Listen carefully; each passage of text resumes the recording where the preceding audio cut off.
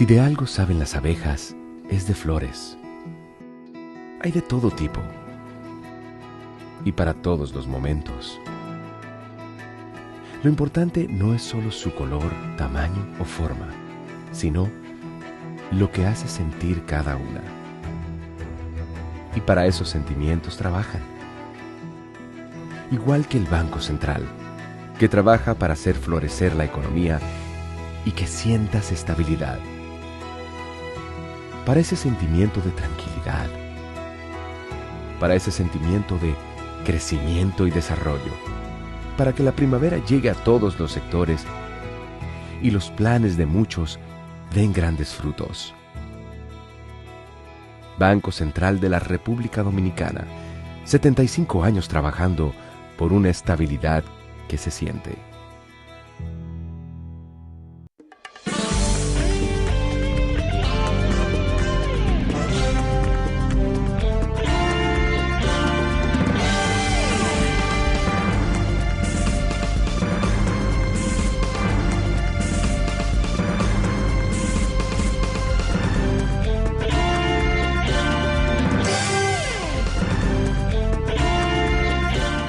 Muy buenas tardes, amables televidentes. Bienvenidos a su cita diaria, crepuscular y nocturna en Teleimpacto, que es al final de la tarde despidiendo el sol y comenzando la noche. Ponga su caridad en buenas manos. Apoye el Patronato de Lucha contra el Cáncer de Villa González Incorporado, toda una institución de servicio al prójimo más carenciado y más afectados del cáncer, enfermedad catastrófica, señores. Se necesitan muchos apoyos. 809-443-8010. También el Hogar Escuela Santo Domingo Sabio, otro espacio para usted apoyar a los salesianos de la Iglesia Católica que regentan esta institución para formar jóvenes que están en alto riesgo en la sociedad, presas fáciles de la delincuencia, y allí los forman como ciudadanos útiles al país. Avenida Independencia, esquina Gregorio Luperón en Santo Domingo. Vamos a ver cómo andan los precios. Tenemos que el cacao, $5,934 la tonelada de cacao en el mercado de Nueva York, fluctuando, anda con precios trapeciales, como decimos nosotros, no se han estabilizado y está entre 6,000 y algo, suben 5,000, anda ahí fluctuando, pero es buen precio todavía para los cacaoteros. Vamos a ver cómo sigue comportándose, cómo vaya el año y cómo vayan los climas. Y no solamente los climas meteorológicos, sino los climas políticos también. Eso es muy importante. Y sanitarios. Así que vamos a esperar. El café, 374,25, subió algo más. Muy bien. El café se mantiene en buenos precios. Café del tipo arábico. El azúcar, 14,97, prácticamente $15. Excelente. No es mal precio, mejor dicho, no es excelente, no es mal precio, pero nosotros tenemos precios mejores de ahí por los precios preferenciales, que son mucho más altos, la cuota preferencial a Estados Unidos. El petróleo, 56,36, ha bajado a pesar de esa crisis en Venezuela, pero los anuncios que han hecho el trumpismo, bueno, pues alerta de que va a haber una abundancia tal vez de petróleo con una Venezuela que puede estabilizar una producción que triplique lo que hoy ellos hacen. Pero imagínense, Estados Unidos dice que consume entre 20 y 25 millones de barriles. Dios mío, eso es una cosa de loco. Ese país, el consumo de ese país. Entonces tenemos que el oro, 4,466,95. La plata, $78 la onza. Buen precio también. La tasa de cambio, el dólar, 63,47 la compra la venta 63,83. El euro 74,90 en efectivo, transferencia y cheques. Eso es lo que tenemos de movimiento en esas materias primas tan importantes. Café, cacao, azúcar, petróleo, oro, ay Dios mío, plata, todos esos minerales son muy caros, muy difíciles de extraer también. Entre las noticias del Banco Central, está la noticia más importante que el banco informa del flujo de remesas durante el mes de diciembre. Dios mío, 1.098.4 millones de dólares. Óigame, eso es un buen renglón de verdad. Qué brazo tan firme, qué brazo tan fornido de la República, ese brazo económico de la República. Esa remesa que, señores, en el 2025 ascendió a 11.866.3 miles de millones de dólares. 11.866 millones de dólares. Hubo una variación absoluta de 1.110.3 millones de dólares con respecto al 2024. Un 10.3% creció la remesa de República Dominicana desde el exterior. Entonces, la verdad que en un clima como ese que hay en Estados Unidos, de tantos vejámenes, como se dice, y tantas presiones que tienen los inmigrantes allí, mucha gente ilegales, que República Dominicana tiene mucha gente que son ilegales, y además ahora se anuncia que van a castigar, a penalizar con un 1% el envío de remesas. Eso vamos a ver cómo nos puede afectar a nosotros, tal vez no tanto, pero sus 200 millones de dólares menos vendrían al país, probablemente, o más, por ese concepto. Sí, no sé, en 1.7, sería como 200, más o menos, 150, 200 millones de dólares. Vamos a esperar, porque eso lo ha anunciado Mr. Trump. El gobierno de Donald Trump entiende que de Estados Unidos hay un flujo muy importante de divisas, y eso es, verlo así, es como una especie de un drenaje que lo entienden los americanos. Pero es un comportamiento de todos los países que tienen inmigrantes, porque nosotros nos pasa lo mismo con los haitianos. Decíamos el día pasado aquí que los haitianos, que se quiere hacer resaltar, los pro-haitianos dominicanos quieren hacernos resaltar ese mercado de Haití tan importante para el país, uno de los mercados más importantes del país para exportar al exterior. Y tenemos que cuidar ese mercado, es decir, aceptemos que Haití nos llene de haitianos aquí, que trabajen o que deambulen, que roben, que hagan todo lo que les dé la gana. Porque Haití compra 1.000 millones de dólares. Es decir, tenemos que ceder la soberanía territorial, porque ya hay pueblos haitianos del lado de nosotros. Otra vez lo que Trujillo eliminó, óyese bien, pero ya no vamos a tener a Rafael Leonidas, no vamos a tener a Fello, el de San Cristóbal, de nuevo. Entonces, estos trabajadores haitianos en República Dominicana remesan a Haití.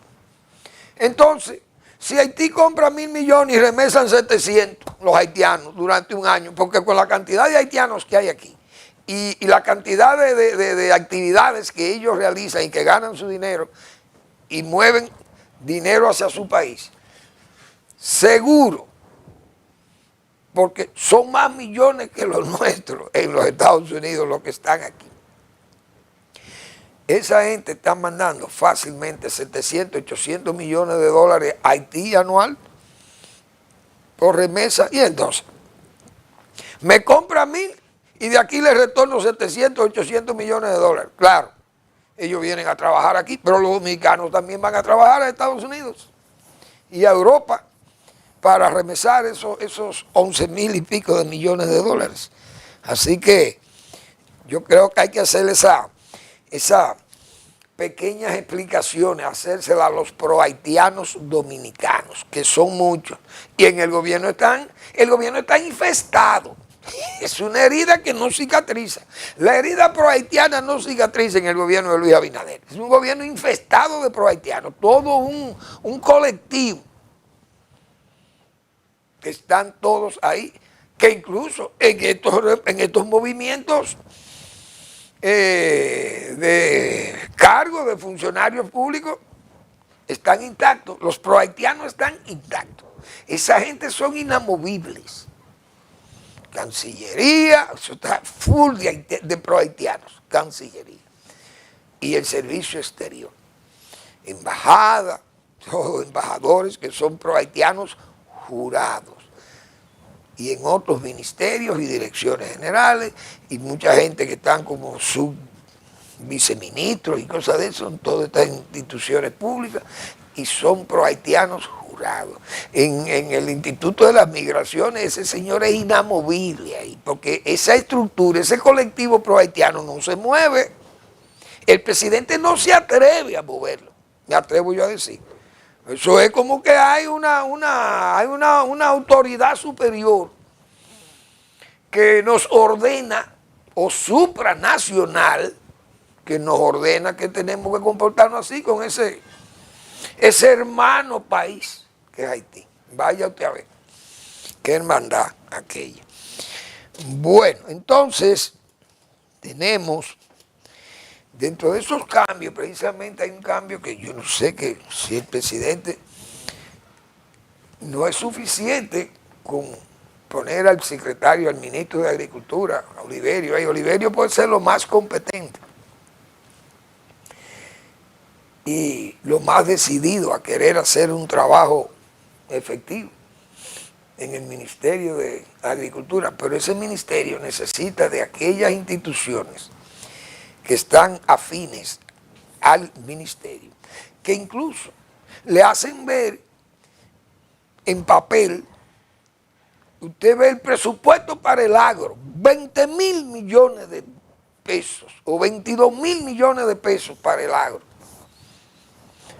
Pero eso no lo interpreten que es Agricultura que va a manejar eso. Agricultura nada más pasan por ahí los papeles. De eso, ahí están todas las instituciones del sector agropecuario que tienen que ver con agricultura. Ese presupuesto lo incluye. Igualmente, muchísimas ONG que hay bautizadas, confesadas allí en el Congreso Nacional y admitidas por el Poder Ejecutivo, no de de todos los que han estado ahí. Esas ONG que son disques para servirle a zonas rurales, reciben su fondo por vía de Agricultura, del Ministerio de Agricultura. Entonces, el Banco Agrícola, que tiene también escándalos señalados, el presidente tiene que hacer un remesón ahí y ayudar al propio ministro nuevo a conformar un equipo que él pueda liderarlo ahí. Porque si Agricultura no va a ejercer el liderazgo del sector, Oliverio pasará por ahí como uno de tantos. Y más, sabiéndose que hay un 10% de reducción a ese presupuesto de Agricultura. Entonces, son 2.000 o 2.500 millones de pesos menos que va a recibir el Ministerio de Agricultura.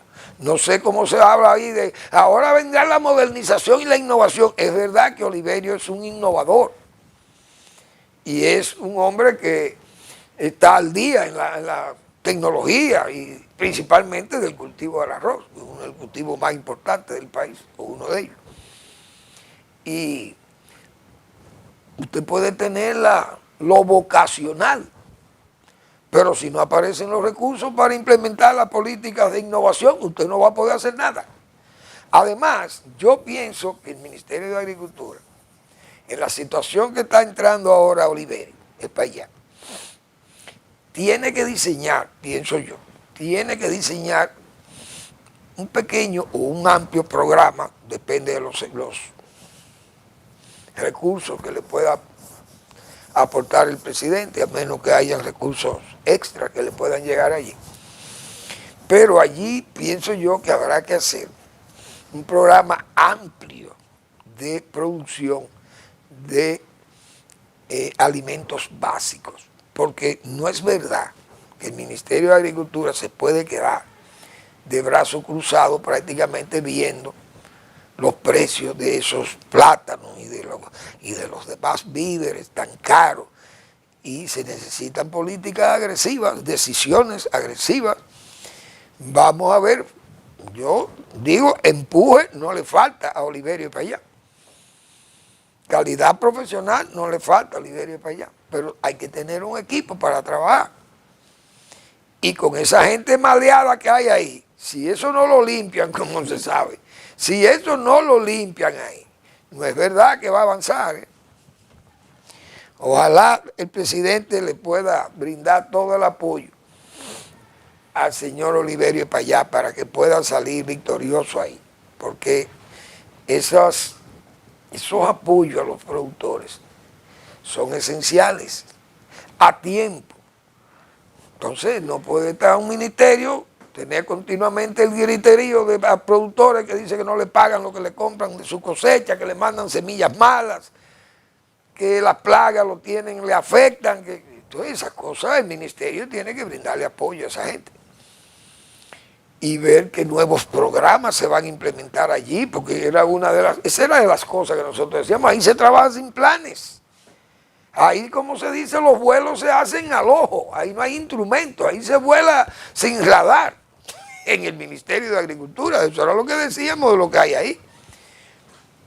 Un jefe de gabinete y una serie de cuestionamientos gravísimos de corrupción ahí en ese ministerio.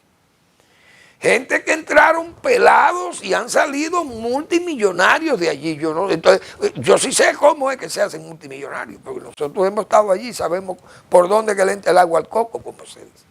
Entonces ahí hay que hacer una profilaxis y ver con qué equipo técnico que se puede comenzar a trabajar allí. Si no, Oliverio tendría problemas, muchos problemas en ese Ministerio de Agricultura, porque que son muchos sectores o subsectores que inciden allí, los clústeres, todo, cada producto de eso que tiene una asociación o un clúster de eso va haciendo exigencias y reclaman.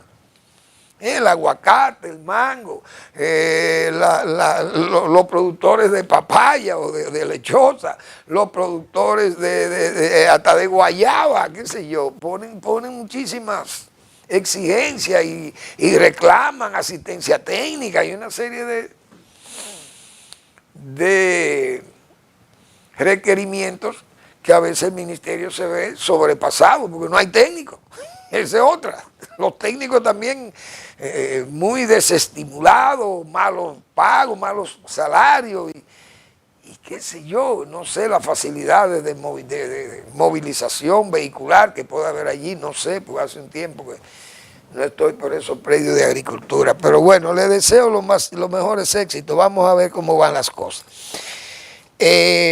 Vamos a tener más aquí, vamos a ver. Bueno,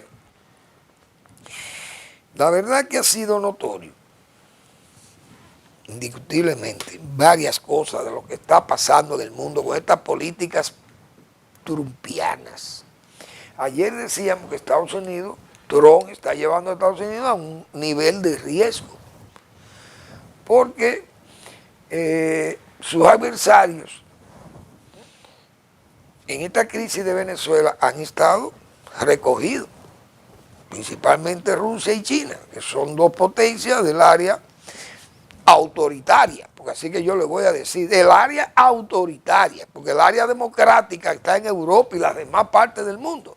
Y los autoritarios del mundo, lo que quedan son todos prorrusos o pro-chinos, o pro-iraníes, y esos islamistas, iluminados, musulmanes violentísimos, y la costumbre también en esos países es que lo rijan así, con mucho autoritarismo. Pero esas políticas, decíamos nosotros, tienden a sentir humillaciones. Gente, por ejemplo, como este caso de Rusia, es un gobierno y un presidente que ha sido humillado con este asunto de los barcos fantasmas. Esa acción que hizo Estados Unidos, válida, porque Estados Unidos no puede retroceder, echar para atrás cuando está defendiendo su derecho.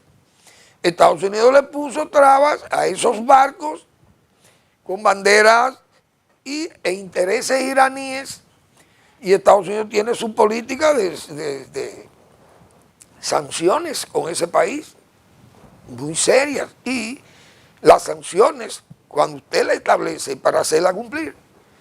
Pero si usted no tiene la fuerza militar, el poder duro como tiene Estados Unidos, usted esas sanciones son más retóricas o verbales, palabreras. Pero en este caso Estados Unidos ha actuado. Que Rusia tiene unos submarinos y una cosa. Pero Estados Unidos, eso es una humillación para ese país, indiscutiblemente, alegando ellos que ellos pueden registrar los barcos con su bandera, que están en aguas internacionales, que Naciones Unidas prevé eso desde 1982, los derechos del mar, etcétera, etcétera. Son alegaciones de Putin, pero Putin está tan mal con esa guerra de Ucrania y las sanciones y todos esos problemas, un país que está como un paria, aislado, sanciones por aquí, sanciones por allí, no le compran los productos, se los compran más barato, por otro lado, tienen que hacer muchísimas trampas, qué sé yo, violando las sanciones que le han puesto con estos barcos y bueno, y entregando un petróleo y gases, entregándolo a precios por debajo hasta del mercado. Y eso tiene ese país en una situación sumamente difícil, incómoda, y no hay duda que esa política de Trump tiene preocupado. Pero la política de Trump también preocupa cuando actúa en Venezuela con esta forma tan colonialista, como decíamos nosotros. Estados Unidos no tiene esa costumbre. Ese empeño autoritario de Trump y ese empeño también colonial de asumir a Venezuela, ya yo vencí a Venezuela, creo que es un error de apreciación que tiene el trumpismo. Decíamos que ha sido brillante en la operación de rescatar o de capturar a Maduro. Pero esas decisiones políticas se están tomando en Venezuela, forzando a esta gente de Venezuela que también tenían todas estas pirotecnias verbales, todos estos esfuerzos verbales y palabreros, como decimos, insultando a Estados Unidos, a Trump y a todo el mundo. Y hoy caen de rodillas en un verdadero ritual vasallático contra Estados Unidos, en presencia de Estados Unidos, arrodillados. Ahí está el gobierno de Venezuela, lo que queda ahí, de ese madurato chavato. Está ahí prácticamente intacto porque la política de Trump es una política plutocrática, hemos dicho nosotros, de colonialismo puro. Mira, ese petróleo es mío, ya yo te vencí. Odia la oposición, no la toma en cuenta y ahí no hay pueblo. Ahí lo que hay es una camarilla que manda, obediente a Trump, repito, en forma vasallática. Y Trump entiende y su equipo entienden que ya eso es suficiente para tener a Venezuela tranquila o quieta. Y eso no es verdad, ahí va a haber problemas. Y cuando necesiten al pueblo, bien, el pueblo nunca le va a decir que no a Estados Unidos y a su fuerza. Pero no hay esa incondicionalidad. Porque hoy el régimen liberó 66 presos. Muy bien, presos políticos. Es una forma de aperturar, porque no es verdad que con ese atosigamiento a ese pueblo y con esas ataduras y todo ese bandolerismo armado político, que la gente no se atreve a hacer, no hay medios de comunicación. Y si no hay libertad para moverse, la gente va a hacer resistencia y esa resistencia va a terminar en militares, un golpe militar allí, y cuando Estados Unidos quiere entrar, probablemente llegue tarde. Y fíjense lo efectivo que fue. Pero Estados Unidos no puede mantener esta flota todo el tiempo allí, como previendo el desorden en Venezuela. Esa política de Trump, vamos a ver hasta dónde llega eso en Venezuela, pero la verdad que la situación ahí no va a ser fácil. pensamos lo que tenemos edad, que hemos visto tantas cosas en todos estos países y tantos cuarteles que se levantan y se alteran por cualquier detalle de estos que hemos señalado. Vamos a la pausa.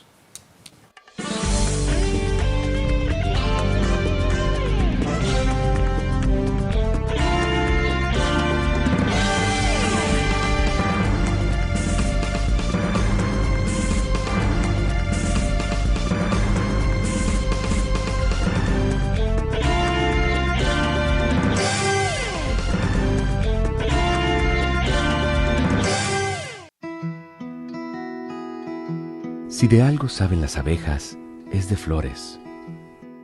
Hay de todo tipo y para todos los momentos. Lo importante no es solo su color, tamaño o forma, sino lo que hace sentir cada una. Y para esos sentimientos trabajan. Igual que el Banco Central, que trabaja para hacer florecer la economía y que sientas estabilidad. Para ese sentimiento de tranquilidad, para ese sentimiento de crecimiento y desarrollo, para que la primavera llegue a todos los sectores y los planes de muchos den grandes frutos.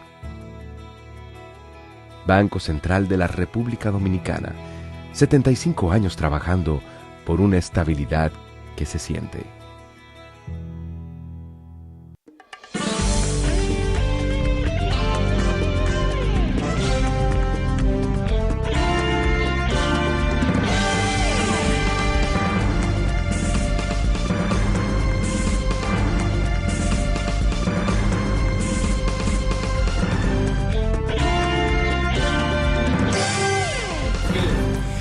Bien, entonces, señores, esa política de Donald Trump va a traer muchas respuestas peligrosas.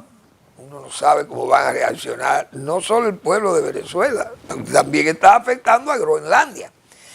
Esa política, hemos dicho primero de la estampida, de la política de Trump. 66 organismos internacionales abandonó la administración Trump en Naciones Unidas y esos organismos internacionales, 66, la estampida. El clima para Estados Unidos, eso no hay ataque al clima por el hombre. El clima es el clima porque son actos de Dios, como de la naturaleza. Actúa en forma dinamitera, hemos dicho muchas veces aquí, con el caso, por ejemplo, de Groenlandia, que yo no sé por qué que Estados Unidos, porque no sabe vender. Digo yo, Donald Trump no ha sabido vender su política. En Venezuela, yo decía aquí, no habló nunca de la palabra democracia, no la mencionó. Cuando él debió precisamente agarrarse de la palabra democracia. Primero para que el pueblo venezolano sintiera un apoyo que tiene, pero ¿qué es lo que ha pasado? Venezuela el pueblo venezolano se siente desprotegido, por lo menos el pueblo opositor al chavismo. ¿Por qué? Porque Donald Trump lo que ha hecho es burlarse de la oposición, una burla. Entonces usted no puede hacer eso con ese pueblo, eso se ve muy mal y es una política, diríamos, que va en contra de los intereses mismos de Estados Unidos. ¿Por qué? Porque Marco Rubio, por ejemplo, que es el secretario de Estado, ha señalado que ellos van a administrar Venezuela. Muy bien. Y que han tenido aplausos por la captura de Maduro. Muy bien. Sin embargo, Estados Unidos ha podido manejarse, por lo menos con cierta legalidad o cierta legitimidad en esa captura de Maduro, no solo por la, como decíamos nosotros aquí, por la narrativa que le dio legal y penal o policial al caso. No, que eso es verdad, porque fue un tribunal que pidió a Maduro. Pero el voto del pueblo venezolano es lo que delegitimó a Maduro. Es decir, si Estados Unidos quiere justificar que allí lo que había era un delincuente, un delincuente que se robó un proceso electoral, fue gracias a ese esfuerzo de la oposición sin ayuda de Estados Unidos, simple y llanamente a base de valor. Porque María Corina Machado y Urrutia y toda la oposición que logró montar un proceso de elección nacional en Venezuela, nada más preservar las actas para demostrar que el gobierno de Venezuela se robó el proceso electoral, se quedó a la fuerza y eso vandalizó el proceso electoral de Venezuela, pero al mismo tiempo ilegitimó a ese presidente y a ese régimen. Por tanto, Estados Unidos tenía una garantía o por lo menos una excusa de decirle al mundo, miren, nosotros como Estados Unidos siempre ha sido una nación, ha defendido los valores universales, los valores democráticos, el respeto a la libertad, y nosotros lo que queremos es liberar a Venezuela de ese madurato delincuencial, pero echarle aire a esos pulmones de la oposición y del pueblo venezolano que tan valientemente derrotó a ese régimen y que hoy nosotros vamos para fomentar la democracia en Venezuela. Si ese fuera el discurso de Donald Trump, las cosas tal vez fueran distintas. Pero ¿cuál es el discurso? Es un ritual vasallático lo que le está exigiendo. Pónganse de rodillas. Miren, ese petróleo es mío. Ustedes lo que generen todos estos dólares, yo solo voy a mandar.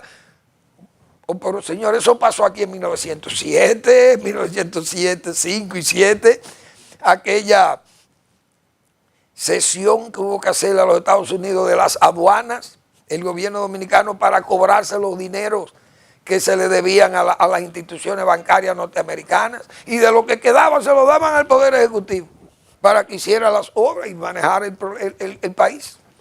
Es decir, eso fue en el 7, después fueron el gobierno de ocupación.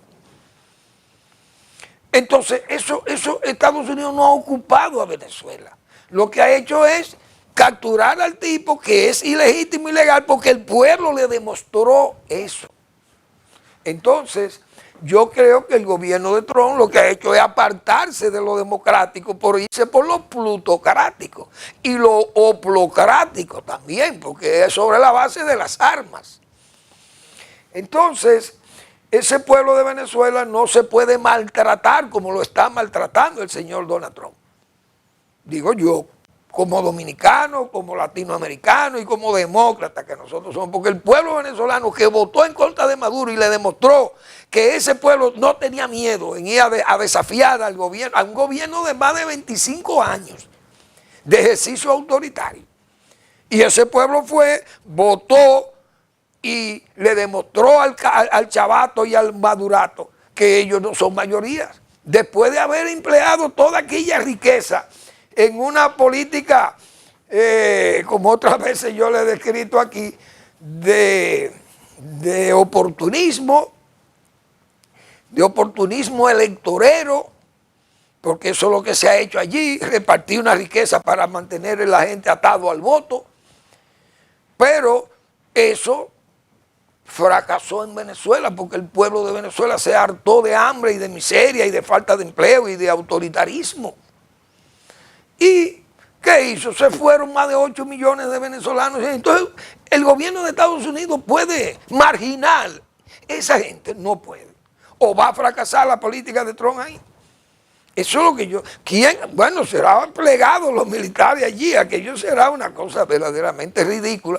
Ver este régimen por sobrevivir, dándole y abriéndole la puerta y convirtiéndose al mismo tiempo flagelándose como una colonia que se ha entregado a los Estados Unidos, cuando Estados Unidos nunca ha buscado eso así. Por lo menos tiene ese fundamento ideológico, qué sé yo, de luchar por los valores, y bien. Pero eso se ha obviado. La palabra democracia, Donald Trump no la ha mencionado. Pues bien, con Groenlandia, pues pasa lo mismo. Entonces ahí actúa como un dinamitero. Ahí va a dinamitar una alianza histórica que tiene la Unión Europea o Europa con Estados Unidos y los países Indo-Pacíficos que se ven alejados de Estados Unidos. Eso es una vergüenza. Sin necesidad. ¿Por qué? Porque Donald Trump y Estados Unidos tienen una base en Groenlandia. Si es por el asunto de la seguridad de los Estados Unidos, Dinamarca le prestaría la isla entera si la quisieran. Dinamarca no le va a negar que Estados Unidos ponga 6 u 8 bases militares si quisiera allí. Incluso el vicepresidente J.D. Vance yo creo que fue como en octubre, que visitó Groenlandia y donde fue y se alojó con su mujer fue en la base que tiene Estados Unidos ahí. Es decir, si Estados Unidos necesita Groenlandia para cuidar a Estados Unidos y a Occidente, si quisiera él ampliarlo, no le hay problema. Dinamarca no le va a negar, un país de la OTAN no le va a negar a la OTAN que haga desde Groenlandia bases militares para proteger a Occidente. Pero ustedes creen que son las bases. Ese es el argumento de Trump. Él está actuando como un plutócrata. Es decir, a mí lo que me interesa es la riqueza de Groenlandia, que Estados Unidos la necesita más que Dinamarca. Será eso, así es que él piensa. Este es un país muy grande y es el país líder, necesita esa riqueza, pero Dinamarca es muy diminuto, eso no necesita eso es lo que tiene que tener los Estados Unidos. Igual que Canadá. Canadá, ¿para qué va a tener ese país tan grande si no tiene gente? Eso tiene que ser una provincia nuestra. Oye, usted puede estar pensando que Estados Unidos se puede manejar en esa condición. Usted no puede ser un dinamitero. Entonces, la política de Donald Trump, por eso era que decía yo ayer, está llevando a Estados Unidos a un riesgo en que va a obligar a que todos los países se armen de armas nucleares. Europa tiene que ir al armamento nuclear para desligarse de un Estados Unidos gobernado en esa forma por Donald Trump. Alemania, yo he dicho aquí, tengo años diciendo, Alemania, ármate. Ármate como te armó Hitler, con respeto en Europa, que hubo que unirse todo el mundo, Occidente entero, para derrotar a Alemania. Y la derrotaron por el error de Hitler y atacar a la Unión Soviética. Al final, que él le vio mejor unirse a Occidente para atacar a ellos, a esa gente, como quería el general Patton, a los soviéticos.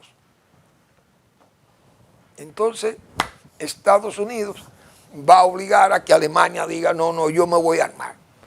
Vamos a armarnos, que Alemania es Alemania, que Inglaterra igual y Francia igual, pero es potencia. Tienen armas nucleares, 2 de ellas. Alemania no la tiene, pero a Alemania no le falta capacidad para producir las armas que le dé la gana. Y Japón igual. Entonces esos países tienen que ir a las armas nucleares, igualmente Ucrania. Hoy, por ejemplo, en París, Estados Unidos no quiso firmar la declaración de Europa de que le dan garantía a Ucrania de que las tropas de Estados Unidos irían junto con las tropas europeas a suelo ucraniano a proteger y a darle las garantías que le están ofreciendo de boca a Ucrania, el propio Trump. Pero decíamos nosotros aquí que no juegue con la fábula de Sopo. Ucrania, de nuevo, que fue engañada en el 94 con los acuerdos de Budapest, estando el señor Bill Clinton. Le vamos a dar garantía a Ucrania de que entregue las armas nucleares que heredó de la Unión Soviética, porque Rusia pide esa garantía de que Ucrania se libere de eso. Ahora, Occidente le va a dar el apoyo a Ucrania si es agredida. Bueno, pues desde el 2008 están agrediendo a Ucrania. Ucrania se desprendió de sus armas y hoy, mire, enfrentando una invasión de cientos de millones de soldados rusos muertos allí y una guerra devastadora para Ucrania. ¿Y dónde estuvo el apoyo? ¿Dónde están los amigos? ¿Qué dice la fábula de Sopo? Los lobos se quieren comer las ovejas. Las ovejas tienen los perros pastores para cuidarlos de los lobos y eso le espantan los lobos. Los lobos le garantizan a las ovejas que no hay problema, que pueden despachar a los perros pastores. Despacharon a los pastores. ¿Y qué pasó? Los lobos se comieron las ovejas. Eso es lo que le va a pasar a Ucrania, como le está pasando hoy a Ucrania. Entonces, ¿cuál es la garantía de ese país? Con un trumpismo, esa política de Trump no garantiza eso porque es un plutócrata lo que está gobernando a Estados Unidos. Y tengo que decirlo así mismo, con un método de trabajo que lo que hace es que dinamita las buenas amistades y crea la estampida de todos los organismos y todo, está aislando a Estados Unidos de todo y tiene que actuar en esta forma que ha actuado en Venezuela, que también va a dejar cierta incomodidad y cierta, diríamos, una conducta que puede ser aprovechada por los más grandes para presionar a los pequeños, países pequeños. Ahí lo vamos a ver en África después. Y lo vamos a ver tal vez en Rusia y lo vamos a ver con China, que China dirá lo mismo y harán entonces todo el mundo, los pequeños seremos víctimas de las maquinaciones de los grandes. Eso no creo que sea una política aceptada de los Estados Unidos. Mucha gente elogia a Trump, pero no todo lo que brilla es oro, vamos a estar claros. Y ese avasallamiento, todas estas conductas belicista, de que todo tiene que ser, si tú no me das lo que yo pido, te caigo a bombazo, eso no va a ser así. Aquí, en el mundo que estamos viviendo hoy, todo lo que se armaron con armas nucleares son respetados. Corea del Norte es un país de muertos de hambre, como se dice, pero sacaron a camino su programa nuclear. Se dan el lujo de insultar, de provocar, y nadie se atreve a atacarlo. Porque entonces se exponen a tener que enfrentar un ataque nuclear de esta gente, o una respuesta nuclear. Pero Pakistán e India ya se sienten seguros, y China, que es su vecino en el Himalaya. Entonces China sabe que esos dos adversarios que tiene ahí están armados de armas nucleares también, la India y la China y Pakistán. Pero Bangladesh es un país pobre, pero también no le faltará recursos para decir, no, yo voy a buscar mi arma porque tengo en India y en Pakistán, tengo dos enemigos también. Y se armará de un arma nuclear allí, aunque sea de arma sucia, como se dice, pero la tiene para defenderse, o por lo menos para evitar que lo ataquen. Israel hizo lo mismo.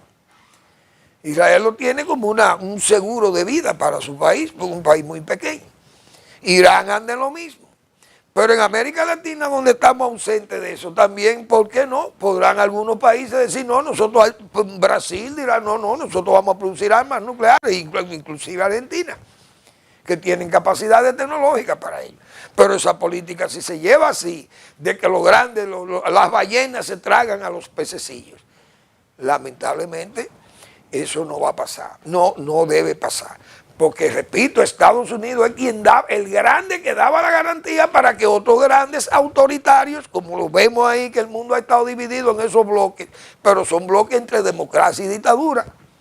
Y Estados Unidos siempre, como estrella polar, hemos dicho, de Occidente, ha llevado la defensa de los mejores valores democráticos y las libertades, como bien señalaba Winston Churchill. El peor gobierno, el peor sistema de gobierno es la democracia, con excepción de todos los demás. Vamos a la pausa.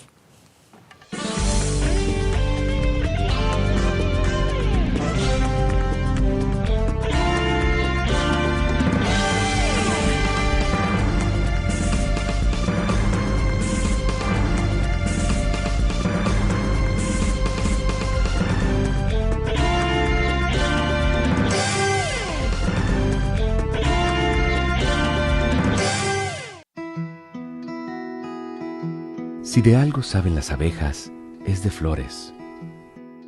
Hay de todo tipo y para todos los momentos.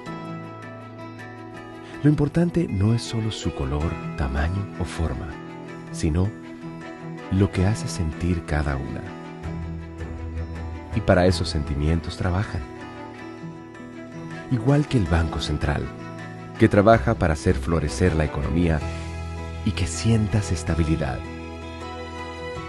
Para ese sentimiento de tranquilidad, para ese sentimiento de crecimiento y desarrollo, para que la primavera llegue a todos los sectores y los planes de muchos den grandes frutos. Banco Central de la República Dominicana, 75 años trabajando por una estabilidad que se siente.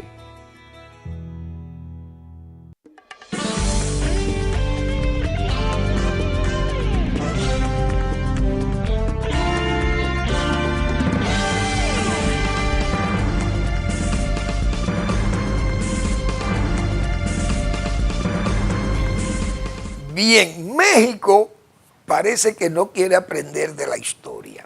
La presidenta de izquierda radical, la señora Sheinbaum, ha decidido cargar con ese peso muerto que se llama Cuba y le va a seguir dando petróleo, regalándole el petróleo que hizo Venezuela.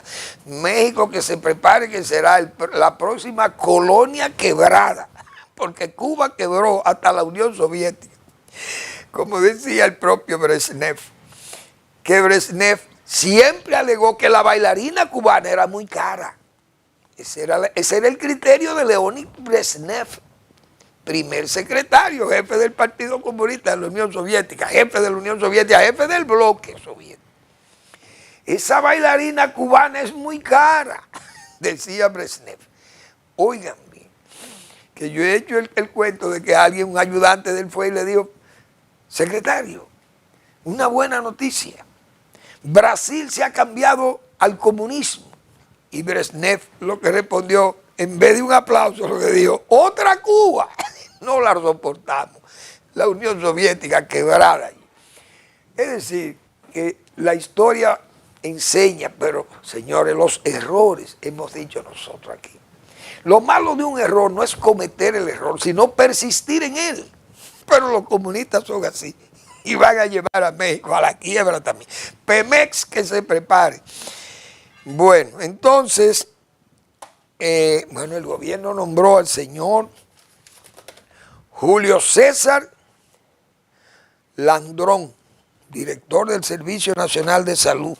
No sabemos quién es ese señor, si es miembro prominente del Partido Revolucionario Moderno, pero la verdad que hay gente que está ávida de cargo en ese partido, no sabe.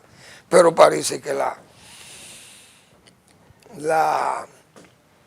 matrícula disponible de cargo de gente con nivel parece que es escasa en el PRM, porque el presidente, todos los nombramientos son gente que uno no lo conoce, por lo menos como político no lo conocemos. Bien, Leonel Fernández ha dado una explicación hoy de por qué él fue a Venezuela aquella vez, cuando las elecciones de Maduro, porque ha habido mucha mala intención, muchísima gente que le adversa a Leonel Fernández y voces y plumas de alquiler, que uno sabe que le pagan para que le hagan críticas severas a Leonel en medios de comunicación y difundan todas esas diabluras de Leonel Fernández, pero uno sabe cómo son las cosas de este país. Pero Leonel Fernández ha planteado que la situación de Venezuela hay que buscar la paz sobre la base del diálogo, la paz y la estabilidad, el diálogo, el consenso, y eso es la realidad, porque todos los países del mundo han dicho eso, el Papa, pero República Dominicana, la Cancillería Dominicana también plantea que debe haber una apertura, incluso va más lejos. Ya el canciller dijo que es necesario abrir la embajada, pero el madurato está ahí planteado entero. El chavato, la dictadura está, como dicen, con toda su esencia, está en Venezuela todavía. En Venezuela no se pueden salir a la calle. Y ya la Cancillería Dominicana pide que hay que abrir nuestra embajada y nuestras relaciones con Venezuela, como si ya Venezuela respira un aire democrático, pero que está en las mismas condiciones, excepto que no está Maduro. Pero sigue el régimen, sigue esa estructura autoritaria, criminosa, delincuencial. Tal vez no esté transportando droga ahora, pero no deja de ser represiva, aunque hoy dieron un paso democrático, liberaron ahí a 60 presos políticos, muy bien. Ahora, yo tengo que decir lo siguiente, y ayer lo adelantaba, no sabía que Leonel Fernández había hablado sobre ese caso. Leonel Fernández fue como invitado, bien. Yo recuerdo que criticaba que él fuera, porque ese país estaba en una situación que no garantizaba unas elecciones limpias. Decíamos nosotros aquí que por tanto que era era enredarse en aquello sin necesidad. Decíamos cuando Leonel fue, pero ahí hubo organismos internacionales, el Centro Carter, Naciones Unidas, invitaron que fueran y que se necesitaba ahí. Bueno, pues vamos. Hubo gente que fue a ver las elecciones, a observar las elecciones, y Leonel fue. Yo dije ayer aquí, las elecciones de Venezuela fueron limpias. Oigan bien a lo que yo me atreví y decía, esto puede lucir como una aberración. Las elecciones en Venezuela, el voto, el ejercicio de votar, fue limpio. Y yo recuerdo que Leonel Fernández le preguntaron que cómo vio el proceso. No, yo vi la gente votando, la gente no se quejaba de votar, y fue y votó. ¿Y por qué yo digo que fue limpio? Porque la oposición, si la gente no vota, la oposición no puede tener resultados. Y la oposición obtuvo resultados valiosísimos que le dieron la calidad de ganador del proceso, porque le sacaron 3 o 4 millones de votos más que el gobierno. Lo que pasa es que el chavismo no pensó que iba a perder esas elecciones. Cuando leyó la realidad de los hechos, que la gente votó, entonces dijo, señores, tenemos que robarnos las elecciones, porque las actas estaban ahí, pero no sé, eso fue lo que se le pegó al señor Maduro, no decir dónde estaban las actas para validar su triunfo. ¿Por qué? Porque las actas realmente decían la verdad, la gente fue y votó. Por tanto, aquí hay gente que habla y dice que, bueno, que se robaron esas y que Leonel Fernández participó de ese robo. No, los que fueron a ver esas elecciones vieron a la gente votando y le preguntaban en la fila, ¿usted ha tenido extorsión para votar? No, yo he ido y voté, yo voté.